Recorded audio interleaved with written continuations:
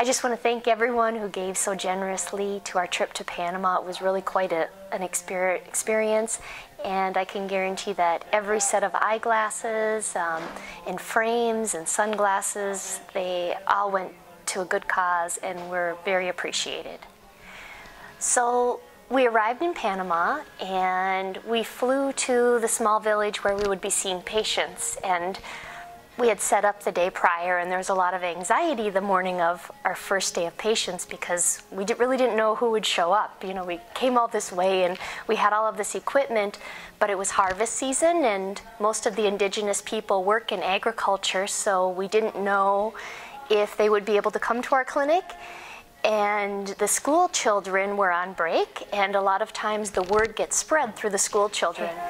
I can't tell you how exciting it was when we came in on the bus and we turned the corner and we were still a block or more from the mission where we would be doing the eye exams, and there were people lined up as far as you could see, and all of us on the bus let out a cheer, and it was really neat. It was so great to have so many people there, and those people waited in line for hours. They had been waiting hours before we even showed up, and they stood in the hot sun. It was 100 degrees, and they waited to have an eye exam, and it was really neat.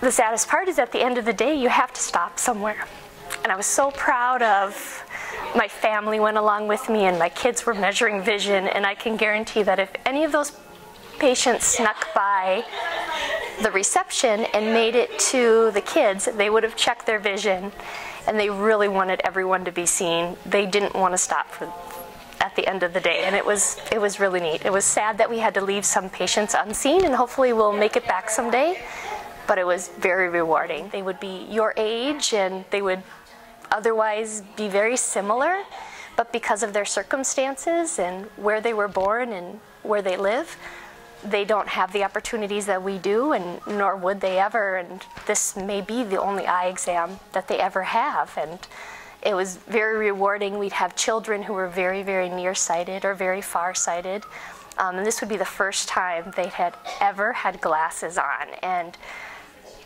the expressions and the joy was, it was overwhelming. It really was. It was so wonderful that I have a gift that I can give to people and make them so happy, and people who just don't have those opportunities made it even more special. There's people who live in huts up in the mountains, and they traveled hours to come down to see us.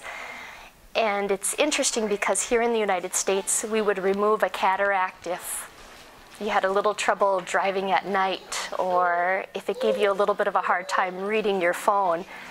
And these individuals would have cataracts to the extent that they couldn't even see you moving your hands right in front of their face. That's how bad so many of these cataracts were.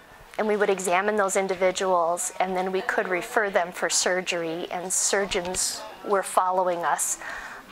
And of course, it's my hope that each and every one of those individuals had a successful surgery and were able to regain vision for their livelihood, for their income, being able to take care of their family and their homes. I hope that they were able to get that.